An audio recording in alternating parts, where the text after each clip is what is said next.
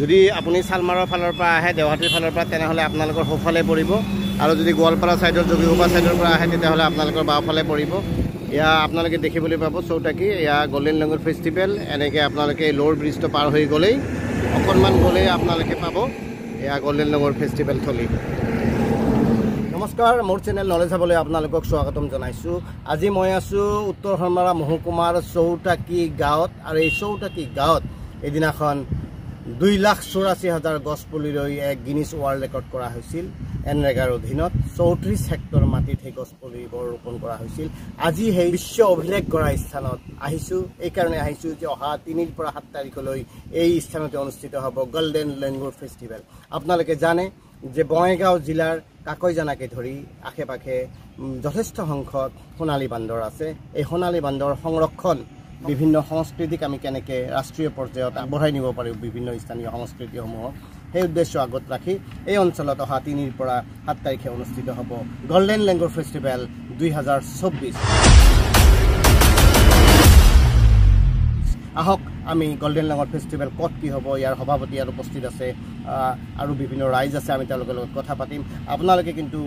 আহিবলৈ নেপাহৰিব অহা 3 পৰা 7 তাৰিখ বঙাইগাঁও জিলাৰ উত্তৰ হৰমা মহকুমাৰ চৌটাকিত য'ত গল্ডেন লেংগুৰ ফেষ্টিভেলত আহিব অসমৰ হাৰ্টথ্ৰব জুবিন গাৰ্গ অহা 3 তাৰিখে উদ্বোধনী অনুষ্ঠানত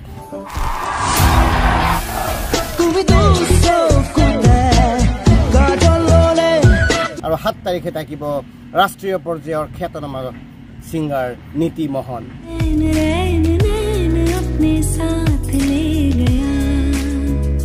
আমি ভিতৰলৈ সোমাই যাওঁ গল্ডেন লেংগুৰ ফেষ্টিভেলত লগতে থাকিব বিভিন্ন খেল ধেমালি সৰু ল'ৰা ছোৱালীৰ কাৰণে থাকিব খেল ধেমালি ডাঙৰৰ কাৰণে থাকিব গতিকে সকলোৱে আহিব সামান্যতম এণ্ট্ৰি ফিজ 100 টকাটো দিব লাগিবই গতিকে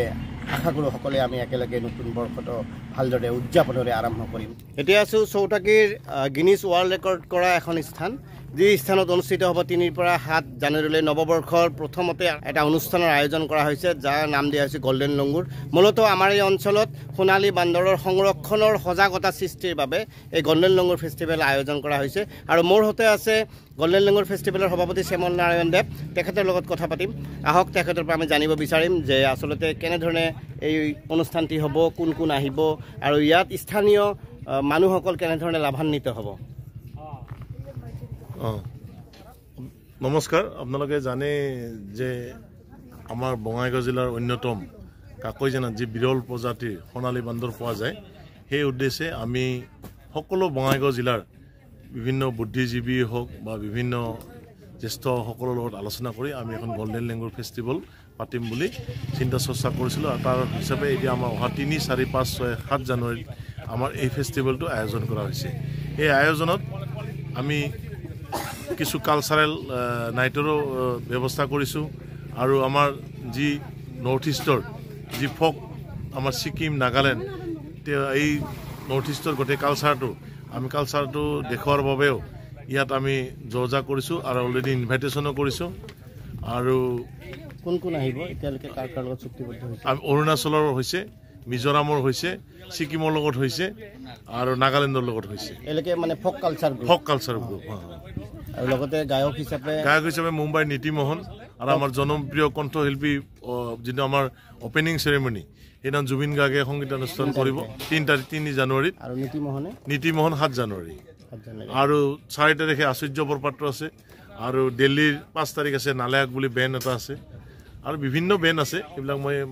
নাম সকল ভালকে ক'ব পাৰোঁ ইমান অনুষ্ঠান যিহেতু আপোনালোকৰ অনুষ্ঠানটি এটা চেৰিটেবল অনুষ্ঠান আপোনালোকে কোনো লাভৰ কাৰণে কৰা নাই তথাপি ইমান খৰচৰ পৰা সামান্যতম এণ্ট্ৰি ফিজ এটা নিশ্চয় থাকিব আমাৰ এণ্ট্ৰি ফিজ আপোনালোকে জানে এই গোটেই প্ৰগ্ৰামটো কৰাৰ কাৰণে আমাক এটা আৰ্থিকভাৱে সহায় হ'ব আমি 100 টকা এণ্ট্ৰি কৰিছোঁ আৰু 100 টকাটো গোটেই কেইদিন 100 টকাটো ৰাতিপুৱা সোমালে যে আকৌ দুপৰীয়া কিনিব লাগিব নাহে এদিনৰ বাবে 100 টকাই ৰাতিপুৱা সোমাই ৰাতি ওলাই যাওক সেইটো কোনো কথা নাই গতিকে আপোনালোকে শুনিলে শ্যামল নাৰায়ণ দেৱে জনালে যে ইয়াত বিশেষকৈ আমাৰ জুবিন গাৰ্গ অসমৰ হাৰ্টথ্ৰব জুবিন গাৰ্গ আহি আছে 3 তাৰিখ গতিকে আপোনালোকে সকলোৱে আহিব লগতে থাকিব নীতি মোহন কেই তাৰিখে আহিব 7 জানুৱাৰী নীতি মোহন আহিব 7 জানুৱাৰী গতিকে আৰ্থিক ৰাইজৰ সহায় সহযোগিতাৰে এই অনুষ্ঠানটি হ'ব গতিকে সকলোৰে বাবে সামান্যতম 100 টকা এটা ইয়াত মাচুল ধাৰ্য কৰা হৈছে আৰু যেহেতু অনুষ্ঠানটি একেবাৰে চেৰিটেবল ইয়াত কোনো লাভ লোকচানৰ কথা নাহে যিখিনি পইচা আহে ৰাইজৰ পৰাই আহিব আৰু ছাত্ৰ ছাত্ৰী ইউনিফৰ্মত আৰু আই কাৰ্ডত আহিলে তেওঁলোকে কিছু কিছু ক্ষেত্ৰত বিনামূলীয়াকৈ প্ৰৱেশৰ সুবিধা পাব গতিকে ইয়াত ৱাংচুকে আহিব তাৰপিছত আমাৰ যাদৱ পায়েং আহিব তাৰপিছত আৰ্টৰ এটা নেশ্যনেল পৰ্যায়ৰ ইয়াত এটা আলোচনা চক্ৰ অনুষ্ঠিত হ'ব গতিকে ছাত্ৰ ছাত্ৰীও বিশেষভাৱে উপকৃত হ'ব আৰু লগতে আমাৰ যি সোণালী বান্দৰৰ সংৰক্ষণৰ ক্ষেত্ৰত আমি এটা বৃহৎ ব্যাপকভাৱে আমি এটা প্ৰচাৰ আৰু প্ৰসাৰ কৰিব পাৰিম মোৰ সৰু ভাতৃপ্ৰতিম এয়া বিক্ৰম আপোনালোকে জানে নামনি অসমৰ এজন অন্যতম সাংবাদিক যতে ততে গৈ পায় পুলিচৰ আগতে গৈ পোৱা সাংবাদিক এই বিক্ৰমক অনুৰোধ জনাইছোঁ যে এইবোৰ যে বনাইছে কোনটো কি হয় অকণমান আপুনি বুজাই দিব আমাৰ এই ফেষ্টিভেলত তাৰমানে এখন অসমখনক প্ৰতিনিধিত্ব কৰা হৈছে অসমৰ বিভিন্ন জাতি জনগোষ্ঠীৰ তেওঁলোকৰ যি বাসগৃহ কেনেকৈ বাস কৰে সেইখিনি দেখুৱাম আৰু এইখন হ'ল ৰাজবংশী পৰিয়াল এটা এই তেওঁলোকৰ মেইন ঘৰ যিটো এইটো গোহালি ঘৰ নেকি এইটো গোহালি ঘৰ ছাগলী থোৱা ঘৰ ইফালে আমাৰ তুলসীগুৰি পাকঘৰ আছে ইফালে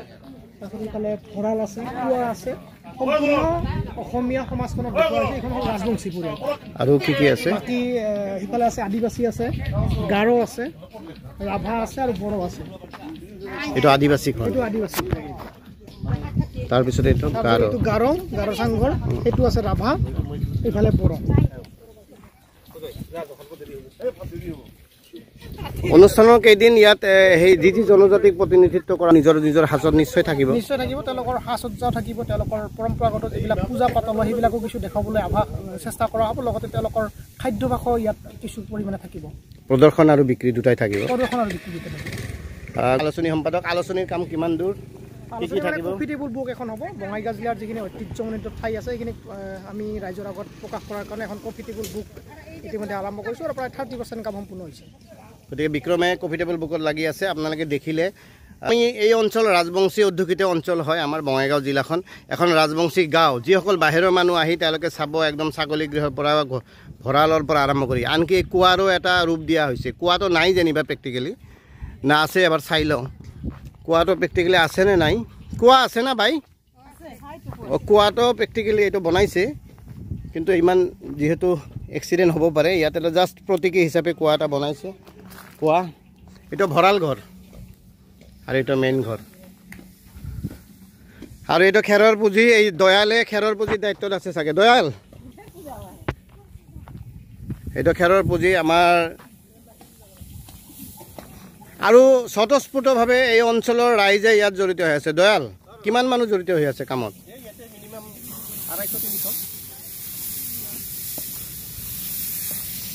অলপ ৰ'দ পৰিছে অলপ ঘূৰাই লওঁ দয়াল কিমান মানুহ জড়িত হৈ আছে কিমান দূৰ উঠিব এইটো হয়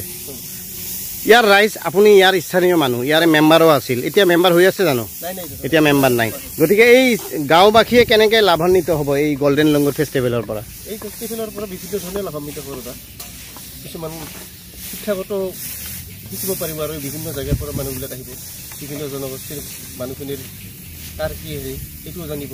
লগতে ব্যৱসায় লাইনতো কিছু লাভান্বিত হ'ব আৰু স্থানীয় এছেট যিখিনি গোট আছে গোটসকলেতো ইয়াত নিজৰ পিঠা পনা বিক্ৰী কৰিব কিমান মান পিঠা পনাৰ দোকান থাকিব পিঠা পনাৰ দোকান মিনিমাম থাকিব 23খন পিঠা পনাৰ দোকান থাকিব দয়ালে কৈছে দয়ালে এই গাঁৱৰে এটা সময়ত মেম্বাৰ আছিলে প্ৰেচিডেণ্ট নহয় প্ৰেচিডেণ্ট আছিলে চৰি আৰু এই খেৰৰ পুঁজি কেনেকৈ বনাই চাওক মই দেখিছোঁ এনেকুৱাকৈ খেৰৰ পুঁজি বনাই আছে ভাইটি কি নাম আগতে বনাইছে না খেৰৰ পুঁজি গতিকে খেৰৰ পুঁজি বনাই আছে দূৰৰ এই পাহাৰখন মহাদেৱ পাহাৰ ইয়াতে মহাদেৱ মন্দিৰ আছে এক সুন্দৰ পৰিৱেশ এই হীৰক আহিবানে চাবলৈ কি আশা কৰিছা ইমান দিন পিছত আমাৰ ইয়াত আমাৰ বৃহৎ অনুষ্ঠান জুবিন গাৰ্গ নীতি মোহনৰ দৰে গায়ক আহিব নৰ্থ ইষ্টৰ কেইবাটাও বেণ্ড আহিব কালচাৰেল টিম আহিব কি কোৱা স্থানীয় মানুহ হিচাপে ভাল লাগিব এনেকৈ ডাঙৰ ফেষ্টিভেল হোৱা নাই আমাৰ অভয়পুৰীত বঙাইগাঁৱত ভাল লাগিব আৰু আহিব সকলোৱে সেইটো কামনা কৰিলোঁ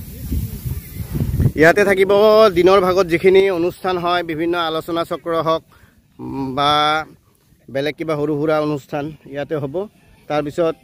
সেই বাকৰিত আৰু এটা বাকৰি আছে সেইবোৰত বিভিন্ন দোকান পোহাৰ থাকিব সেই বাকৰিত মেইন ষ্টেজখন সেইটো বাকৰিত থাকিব প্ৰায় 200-250 স্থানীয় মানুহ